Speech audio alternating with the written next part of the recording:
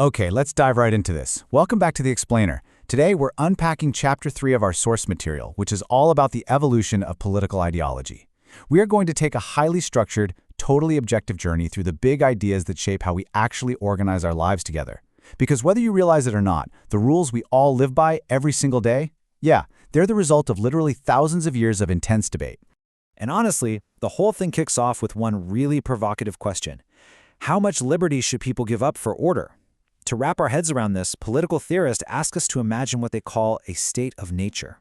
Picture a hypothetical world way before any governments or laws even existed. Now, if there were absolutely zero law enforcement, you'd have total freedom to do whatever you wanted, right? But you'd have almost no order or safety. On the flip side, if there were heavily armed officers on literally every single corner, you'd have total order, but your personal liberties would be highly restricted. Finding that perfect sweet spot between the two, well, that is the foundational puzzle of political science. So, to see how humanity has tried to solve this puzzle, here is our roadmap for Chapter 3. First, the roots of political thought. Second, the liberal tradition. Third, authoritarianism and extremes. Fourth, the modern political spectrum. And finally, rejecting political ideology. Let's jump right into Part 1, the classical origins and roots of political thought, from ancient Greece all the way to the Enlightenment. The conversation really gets going in Athens, with thinkers like Plato and Socrates, who were trying to figure out who should actually hold power, arguing it should go to exceptional, wise philosophers. But fast forward to the 17th century, and thinkers introduced a genuinely groundbreaking concept to explain why we even submit to rulers in the first place. They called it the social contract. You can actually think of this a lot like your cell phone contract. You sign an agreement to give up a set amount of your money every month, and in exchange, you get a specific package of services. The social contract is basically a metaphorical version of that. Citizens collectively agree to give up certain freedoms, like, say, the freedom to commit violence against one another, and hand that authority over to a state. In return, that state provides protection and public goods. Pretty neat, right? Now, what's really fascinating here is how two different thinkers viewed this exact same contract, based entirely on their differing views of human nature.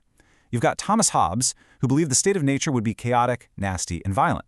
To him, humans needed a leviathan, just this enormously powerful, completely unrestricted government to basically impose fear and keep the peace. But then, on the other side, you have John Locke. He had a much more, let's say, optimistic view. Locke believed humans are naturally rational and fully capable of living peacefully. So to him, the government's only real purpose is to protect our natural rights. And if it oversteps, well, it breaks the contract. Locke famously wrote that everyone is, quote, forbidden to deprive each other of life, health, liberty, or possessions. And that right there is absolutely crucial. You see, Locke's natural laws weren't just a list of things the government couldn't do. They placed heavy moral obligations on everyone. If you have a natural right to life, that means everyone else has a natural duty to respect it. This single idea forms the absolute bedrock of what we now call modern human rights. Which brings us to Part 2, exploring the development of varieties of liberalism, specifically looking at the liberal tradition, natural rights, and capitalism. Moving into the 18th century, we get to see how Locke's ideas evolved from just philosophical theories into a full-blown economic and political system. Tracing this chronologically, we start with classical liberalism in the 1700s, which heavily favored a very limited government. But, when the Great Depression hit in the 1930s, the New Deal era introduced a much more robust role for state regulation and social safety nets. And by the late 20th century, this evolved into the democratic liberalism that really dominates much of the Western world today. Let's zoom in on that starting point for a second. Classical liberalism. It essentially combined natural rights with capitalism. Thinkers like Adam Smith championed free markets, taking Locke's ideas about private property and applying them to global trade. Decades later, economists like F.A. Hayek forcefully defended this exact ideology. He warned against government-planned economies, arguing that completely free markets are absolutely essential to preserving individual liberty. Of course, this tradition wasn't universally accepted. Let's move to Part 3, nationalism, communism, fascism, and authoritarianism, the major fractures and extremes of the 20th century. The 1900s saw some incredibly radical ideologies emerge, largely as harsh reactions to the capitalist model. One of the most destructive was, without a doubt, fascism. Emerging in places like Italy and Spain in the 1920s, fascism was actually born out of a lot of frustration. See, at the time, European parliaments were highly fragmented. There were so many different parties that it was incredibly hard to govern or actually get any real results. Fascism capitalized on that political gridlock. It sought to bypass the messy parliamentary system entirely by inspiring this intense, almost religious, nationalist loyalty to a single authoritarian leader who promised to just forcefully get things done.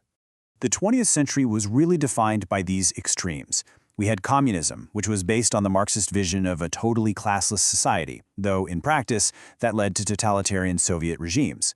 We had fascism and Nazism, which were deeply rooted in extreme nationalism and racial exclusivism. And then we had authoritarianism, which is slightly different. A really fascinating historical example of this is Portugal under Antonio Salazar. Salazar ruled a strict authoritarian state that allowed zero political challenges to his power, but surprisingly, he allowed a relatively free economy, tolerated religious dissent, and actually made Portugal a safe haven for Jewish refugees during World War II. It was a regime that willingly traded political freedom for what it viewed as strict social stability. Moving past the Cold War, we arrive at Part 4, Contemporary Democratic Liberalism and Navigating the Modern Political Spectrum. Today, representative democracies absolutely dominate the global landscape. But as we all know, within them there are deep, active ideological divides.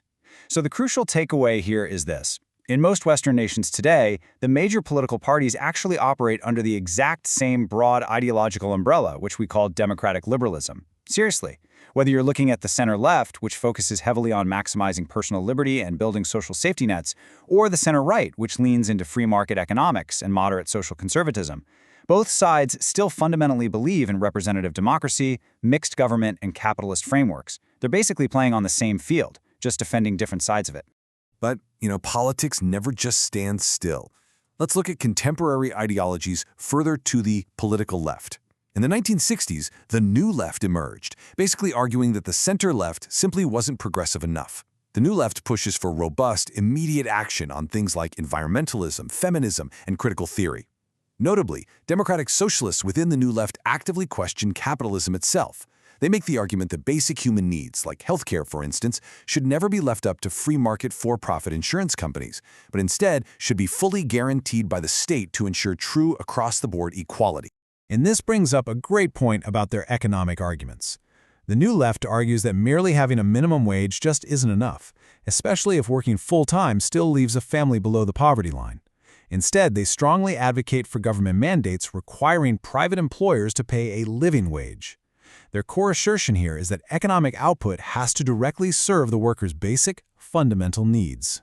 Now conversely, we also need to look at contemporary ideologies further to the political right, specifically the rise of the New Right. Just as the New Left feels the center-left isn't doing enough, the New Right feels the center-right has totally failed to protect traditional cultural norms. Associated really closely with conservative populism, the New Right is highly skeptical of globalization, so-called woke capitalism, and out-of-touch corporate elites. And we've seen this ideology achieve massive electoral success recently, not just in the United States, but all over the globe in nations like Hungary and Brazil. Which brings us to our final twist in Part 5, political ideologies that reject political ideology altogether. I mean, can we actually live without it?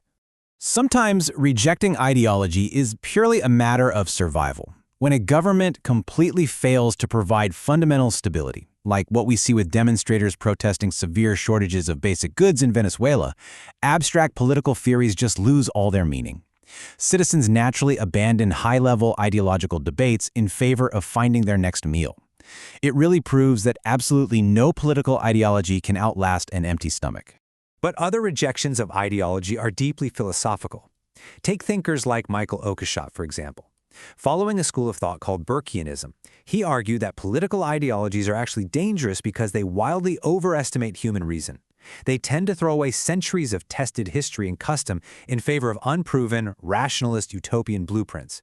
Now, on a completely different end of the spectrum, you have religious extremism, like the Taliban. They also completely reject human-created political ideologies, but they do so because they rely strictly on a literal, totally inflexible readings of divine revelation as their one and only blueprint for organizing society. Which leaves us with this final, lingering thought. From the ancient Greeks trying to decide who should rule, to the social contract, to modern populism, and even the outright rejection of ideology itself, humanity is constantly trying to figure out the best way to live together. So I'll leave you with this. Can a society ever truly exist without a political ideology? Or is the very act of rejecting one just another ideology in disguise? Think about that as you look at the news and the world around you today. Thanks so much for joining me on this explainer, and keep learning.